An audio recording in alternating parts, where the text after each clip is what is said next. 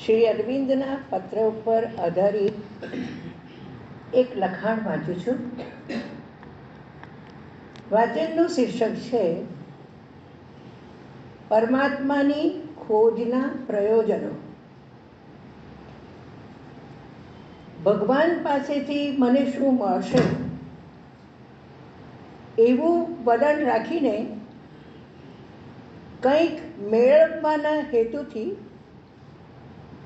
એટલે કે ઈચ્છા પૂર્તિ માટે ભગવાન પાસે જવું, ભગવાનની ખોજ કરવી, એ શ્રી અરવિંદ કહે છે કે સાચું વલણ નથી.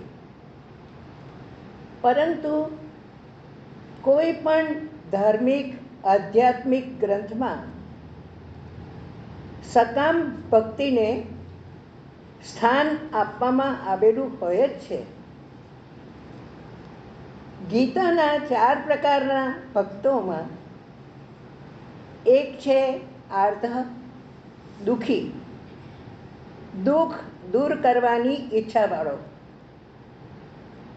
અને બીજો છે અર્થાર્થી, સ્વાર્થ સાધવાની ઈચ્છાવાળો. આમ ગીતામાં પણ સકામ ભક્તિનો સ્વીકાર કરવામાં આવ્યો છે. શા માટે? શ્રી અરવિંદ કહે છે કે આ બધી વસ્તુઓ માટે પરમાત્માની ખોજ કરવાની સદંતર ના પાડવામાં આવે તો મોટા ભાગના લોકો પરમાત્મા તરફ અભિમુખ થાય જ નહીં.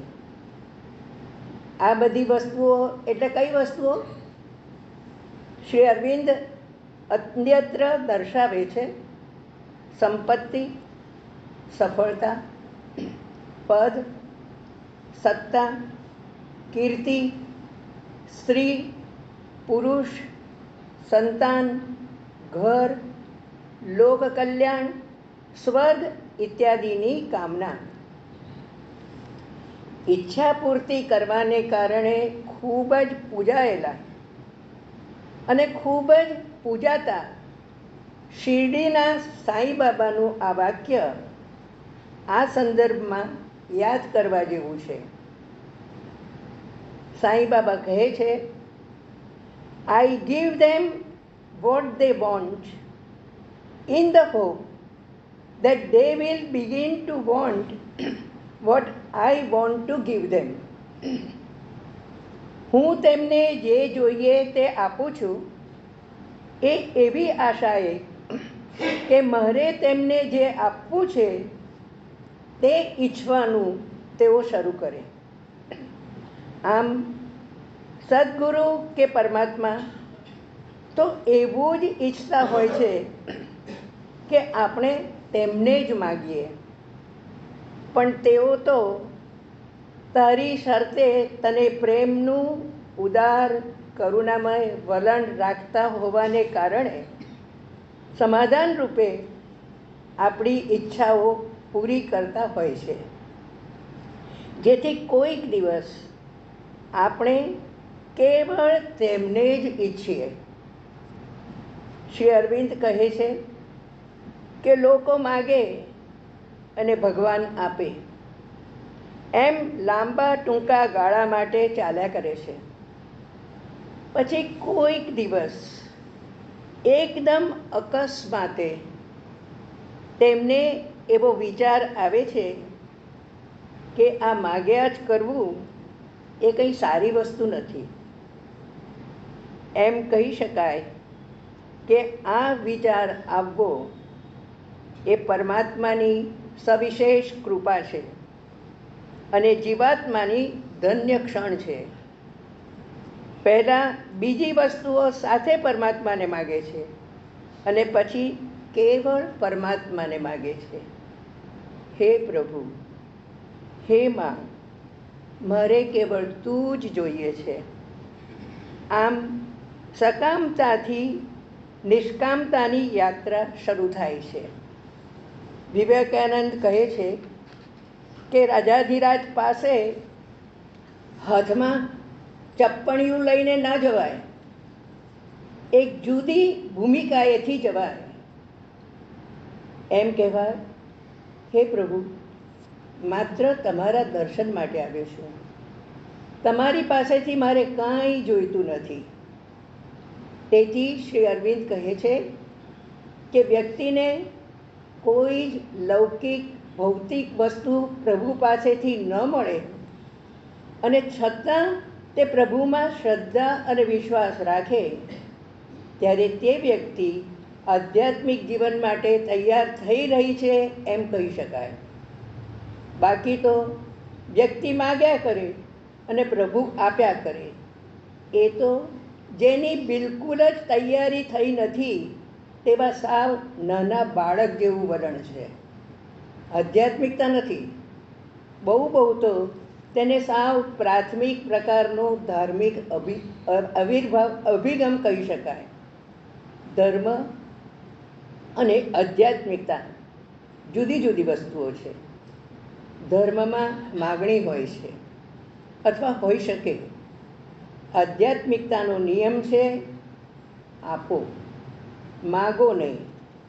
તેમાં પ્રભુ પાસે કશું જ લૌકિક ભૌતિક માગવાનું નથી. જે કંઈ અને જેટલું અપાય તેટલું પ્રભુને આપવાનું છે, રજ માત્રની પણ અપેક્ષા વિના. ચૈતન્ય મહાપ્રભુએ ગોપી ભાવમાં લખેલા શ્લોકનો અર્થ કંઈક આવો છે. મહાપ્રભુ કહે છે, તેને પ્રેમ કરતી વખતે મને તે આલિંગનમાં જકડી લઈ કૃતાર્થ કરી દે કે આંખોથી ઓઝલ થઈ મારા હૃદયને ચીરી નાખે. એ લંપટને, પ્રભુને માટે લંપટ કહે છે, એ લંપટને જે કરવું હોય તે કરે. મેં એને પ્રેમ કર્યો છે, મારો પ્રાણનાથ એ જ છે, બીજો કોઈ નહીં. આમ છતાં શ્રી અરવિંદ કહે છે કે એક વસ્તુ માંગી શકાય, સ્વાસ્થ્ય. માંદગીમાંથી સાજા થવા માટે અથવા તંદુરસ્તી ચાલુ રહે એ માટે માગણી કરી શકાય. શા માટે? સાધના કરવા માટે, પ્રભુનું કામ કરવા માટે, બીજા કોઈ હેતુ માટે નહીં. કેમ કે સાધક જ્યાં સુધી દેહાત્મ ભાવથી દેહ સાથેના પોતાના તાદાત્મ્ય અથવા મમત્વની ઉપર ઉઠો ના હોય ત્યાં સુધી નાદુરસ્તી તેની સાધનામાં મોટું વિઘ્ન બની રહે છે. આ સિવાય તો માગ્યા વિના પ્રભુને બસ આપ્યા જ કરવાનું. માં, મારો પ્રત્યેક શ્વાસ તારે માટે, મારો પ્રત્યેક શ્વાસ તને સમર્પિત. ત્યાં સુધી પોતાની જાતને અને પોતાનું જે કંઈ પણ છે તેને પ્રભુને આપી દેવાનું. આપણે વારંવાર કહીએ છીએ, માએ મને આ આપ્યું, માએ મને તે આપ્યું, પણ તે મા માટે શું કર્યું, તે માને શું આપ્યું, એમ આપણે આપણી જાતને પૂછતા નથી. આમ પ્રભુને બધું આપતા જઈએ એટલે આપણી અને ભગવાનની વચ્ચે આવતી આપણી બધી જ વૃત્તિ અને પ્રવૃત્તિ ક્રમશઃ છૂટતી જશે. આપણા સંબંધોમાં પણ તેવું છે. આપણે કોઈ નવો સંબંધ ઝંખી ના શકીએ અને તૂટતા જૂના સંબંધને પકડી પણ ન રાખી શકીએ. આપણા સંબંધો પણ પરમાત્મા નક્કી કરે. અસ્તુ.